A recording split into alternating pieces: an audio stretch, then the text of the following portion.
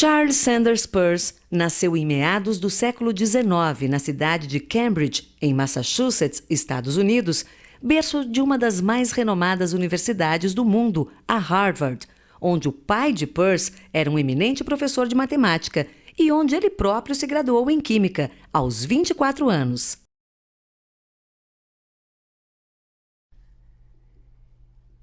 Química, matemática, astronomia, geodésica, lógica, epistemologia, filosofia, semiótica.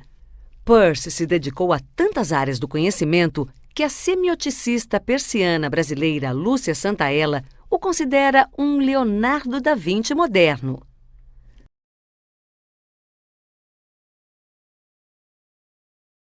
Peirce trabalhou 30 anos como geodésico na US Coast Survey, como astrônomo no Observatório de Harvard e professor de lógica na Universidade Johns Hopkins. Em suas últimas décadas, Peirce mergulhou em sua casa de campo na Pensilvânia, dedicando-se a produzir manuscritos científicos e filosóficos, muitos deles publicados após a sua morte. Peirce desenvolveu uma ciência dos signos, a semiótica, do grego semeion, que quer dizer signo, sinal, sintoma, usada na medicina grega para descobrir a doença pela interpretação dos sintomas, isto é, dos sinais perceptíveis. A crítica àquelas 3 categorias de cidadãos pesquisados por Sócrates resultou em ódio e vingança dos seus desafetos, culminando em sua condenação à morte por envenenamento por cicuta, promulgada por um tribunal. Seus acusadores foram Meleto pelos poetas, Anito pelos artífices e Licon pelos políticos. Eles acusavam Sócrates de 2 crimes: corromper os jovens com suas ideias subversivas e negar a existência dos deuses atenienses. Recusando-se a abrir mão de suas ideias, que o libertariam da condenação abrandada para exílio, Sócrates enfrentou a morte aos 71 anos como um ato de coerência e dignidade. No dia de sua execução, narrado na Apologia de Sócrates, o mestre reuniu os amigos e discípulos e, antes de beber o cálice fatal, despediu-se. Se de fato é como um sono, a morte seria um maravilhoso presente, porquanto todo o tempo se resume a uma única noite. Se, ao contrário, a morte é como uma passagem deste para outro lugar e que lá se encontram todos os mortos, qual o bem que poderia existir, ó juízes, maior do que este? Mas já é hora de irmos. Eu para a morte e vós para viverdes. Quem vai para a melhor sorte, isso é segredo, exceto para Deus.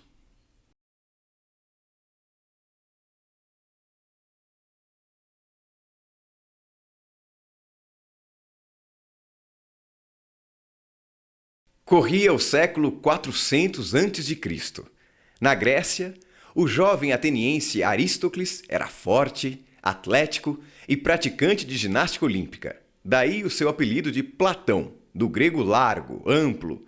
Dizem que inventado por seu treinador Ariston de Argos. Filho de tradicional família de políticos, descendente do poeta e legislador Solon e de Cadmus, o último rei de Atenas, Aristócles, o Platão, viveu a fase áurea da democracia ateniense. Recebeu esmerada educação com vistas à prática política. Porém, as alternâncias de facções no poder o fizeram prudentemente manter-se à distância de cargos públicos, enquanto formulava, entre outras coisas, a sua teoria do governante filósofo.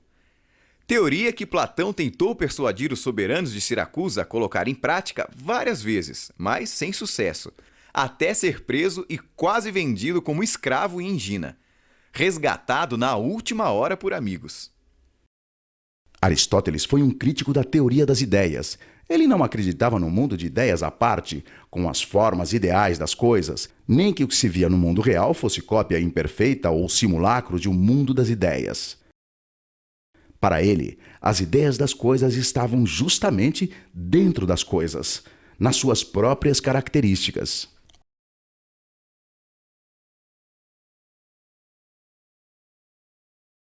Ao contrário de Platão, ele entendia que a ideia cavalo, por exemplo, era um conceito criado pelos homens. Criado, aliás, depois da experiência de observar um bom número de cavalos, e não antes. Diferente de seu mestre, Aristóteles considerava os 5 sentidos preciosas fontes de informação. Para os homens e animais, a diferença é que os humanos raciocinam, isto é, usam as informações captadas pelos sentidos para inferir, generalizar e, principalmente, para comunicar suas descobertas aos outros. Graças à linguagem, muito importante para Aristóteles, pois permite transmitir o conhecimento de geração a geração. Quando alguém diz, por exemplo, a parede da sala de aula é branca, só essa descrição da característica do objeto já revela 2 habilidades.